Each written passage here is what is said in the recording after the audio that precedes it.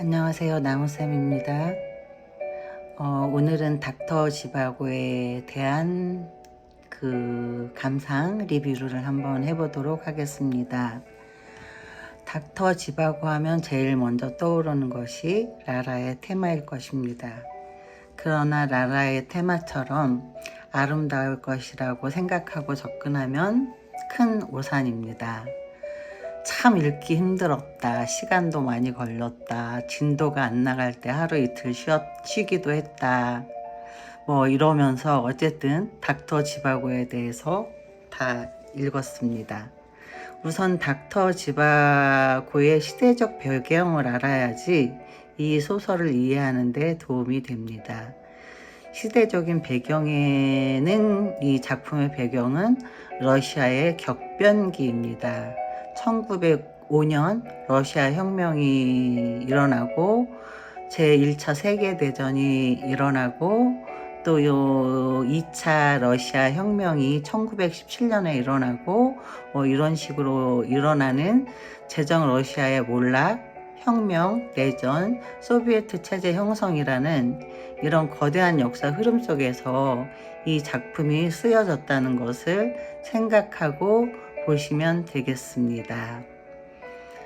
주인공 유리 지바고는 의사이자 시인이고 지바고의 집안은 굉장한 부자였습니다. 지바고 집안의 땅을 밟지 않고는 지나갈 수가 없다고 할 정도로, 하지만 지바고는 어린 시절 어머니를 잃고 친척 집에서 자라고 아버지는 술과 향락, 잘못된 사업, 주변 인물들의 착취로 재산을 모두 탕진합니다. 특히 코발로브스키가 유리 아버지의 재산 문제와 관련해 부정적으로 얽혀 있다는 암시가 있습니다. 결국 유리의 아버지는 기차 여행 중 추락사, 자살 혹은 의문사처럼 묘사되었습니다. 추락사를 당하고 유리는 사실상 고아가 됩니다. 그는 훗날 귀족 출신 집안의 토냐와 결혼해서 안정적인 삶을 살아가지만 운명적으로 라라를 만나게 됩니다. 두 사람의 첫 만남은 전쟁 이전 모스크바에서 이미 스쳐 지나갑니다. 어린 유리는 어머니 장례 이후 삶이 흔들리던 시절에 라라를 멀리서 보게 되고, 이후 라라는 코말로스프키와 얽히며 고통받고 크리스마스 파티에서 라라가 코말롭스키를 권총으로 쏘는 유명한 사건이 벌어집니다. 이 장면에 유리도 우연히 참석해 있었고, 그때 유리는 라라를 강력하게 인식을 하게 됩니다. 즉 서로 깊은 대화를 나누는 관계는 아니었지만 이미 운명처럼 한 번 엮여 있었던 셈이었죠. 라라는 어린 시절부터 변호사 코말롭스키에게 이용당하며 불행한 삶을 삽니다. 코말롭스키는 라라의 아버지의 친구인데, 라라가 어렸을 때부터 성을 착취하며 자기의 세계에 빠져들도록 길들이고, 라라도 자기가 하고 싶은 것이 있을 때 역으로 코말롭스키를 이용하기도 합니다. 이 부분에서 라라는 청순 가련한 여자는 아니었다고 생각을 합니다. 라라는 어린 시절부터 연상 남성인 빅터 코말로프스키에게 사실상 유혹과 착취를 당했습니다. 코말로프스키는 부유하고 권력 있는 변호사로 라라의 순수함을 이용하고, 라라는 그 관계에서 벗어나고 싶어 하지만 쉽게 끊어내지 못합니다. 한편 라라는 이상주의적 청년 파샤, 후에 스트렐리코프와 약혼한 상태였고, 자신의 과거와 코말로프스키와의 관계에 깊은 수치감을 느낍니다. 결국 크리스마스 파티에서 라라는 코말롭스키를 찾아가 권총으로 쏘지만 총은 치명상을 입히지 못하고 빗나가 경상을 입히는 정도로 끝이 납니다. 유리는 이때 라라를 처음 보게 되었고 강렬하게 의식합니다. 그녀가 단순히 아름다운 여성이 아니라 깊은 절망과 분노를 품은 인간이라는 모습을 보게 되는 순간이라 말할 수 있다고 할 수 있겠습니다. 이 장면의 의미는 단순한 총격 사건이 아니라 라라가 자신의 파괴적인 과거와 단절하려는 몸부림을 상징합니다. 하지만 실패하면서 그녀는 완전히 자유로워지지 못하고 그 비극은 이후에도 계속 이어집니다. 라라는 인물이 매력적인 이유는 단순한 로맨스의 대상이 아니라 시대와 남성 권력 구조 속에서 상처받고 저항하는 복합적인 인물로 그려지기 때문입니다. 라라는 혁명가 파샤와 사랑에 빠져 결혼을 하고, 하지만 코말롭스키와의 악연은 계속되었고 그녀의 삶은 점점 비극으로 향하게 됩니다. 제1차 세계대전 중 유리는 군의관으로 참전하고 간호사로 일하던 라라와 재회를 합니다. 둘은 서로에게 강하게 끌리지만 각자 가정이 있어 헤어지게 됩니다. 혁명 이후 러시아 혁명으로 모스크바 생활이 어려워지자 유리는 가족과 함께 우랄 지역의 시골로 이주합니다. 그곳에서 다시 라라를 만나 사랑에 빠지지만 시대는 두 사람의 관계를 가만두지 않습니다. 유리는 혁명군에게 강제로 끌려가 군의관으로 일하고, 라라는 남편 파샤의 몰락과 정치적 혼란 속에서 고통을 받던 중 지바고와 라라는 둘이 도망치려다 실패하고 결국 코말로프스키가 등장해 라라를 데리고 떠납니다.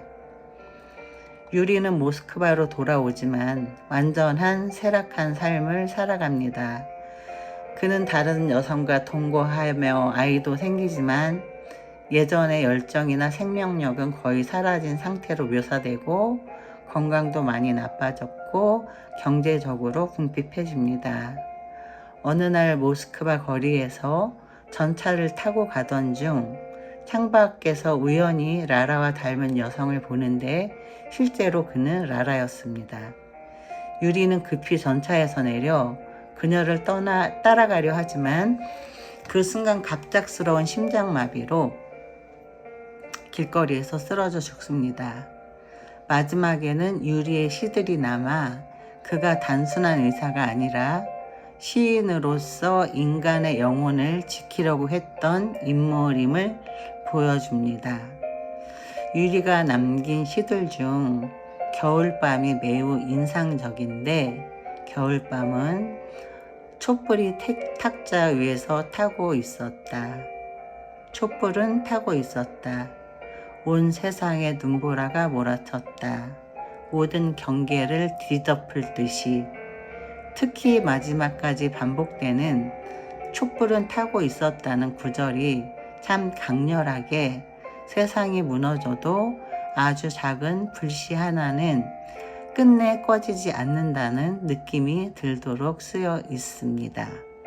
이렇게 닥터 지바고는 끝이 나는데, 일단 러시아 소설을 읽을 때는 그 등장하는 인물들의 이름이 너무 어려워가지고 발음하기도 힘들고 잘 외워지지 않고 해서 그런 어려움이 있고, 또한 대체적으로 제가 느끼기에는 철학적으로 굉장히 깊은 그런 내용들이 많이 있습니다. 그게 아마 러시아 소설을 더 읽기 힘들게 하는 것이 아닐까라는 생각을 해보게 됩니다. 하지만 우리가 알고 있는 닥터 지바고와 라라의 사랑, 테마 이런 것들을 들여다볼 때 이거는 단순한 그 남녀 관계의 사랑이 아니라 그 이후에 배경에서 벌어지는 시대적 상황에 어떤 그런 현실을 들여다봤을 때 참 암울한 시대였음을 생각할 수 있습니다. 제가 오랜만인가요? 며칠 만인가요? 아무튼 오늘 지금 녹음을 하고 있는데 많이 아팠었습니다. 지금도 물론 다 나은 것은 아니지만 그래도 목소리는 원래대로 돌아온 것 같아서 좀 예쁘지 않은 그런 상태임에도 불구하고 한번 녹화를 해 보았습니다. 끝까지 들어주신 청취자분들께 감사드리고, 아직도 아마 제 구독자가 11명이라면 1명도 늘지 않은 것입니다. 항상 말씀드리지만 구독 부탁드리겠습니다. 저도 많은 유튜브를 보고 있는데, 저는 주로 이제 북튜버를 많이 보고 있는데, 사실 굉장히 많은 요즘 컨텐츠들이 많이 있음에도 불구하고 구독을 누르는 거가 뭔가 나의 그 권리나 어떤 힘이라는 생각을 가지고 있는 것이 아닌가라는 그런 생각이 들 때가 있습니다.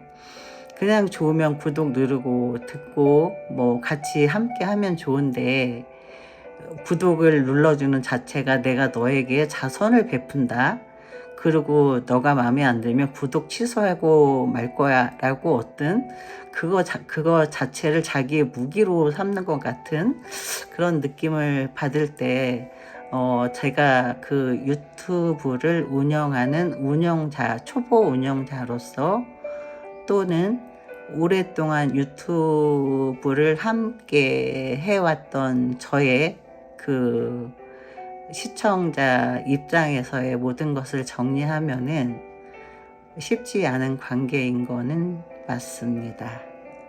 아무튼 끝까지 들어주신 청취자분들 감사드리고요. 구독 부탁드립니다. 오늘도 좋은 날 되시고, 다음번 녹음에는 덜 아픈 모습으로 돌아오도록 하겠습니다. 감사합니다.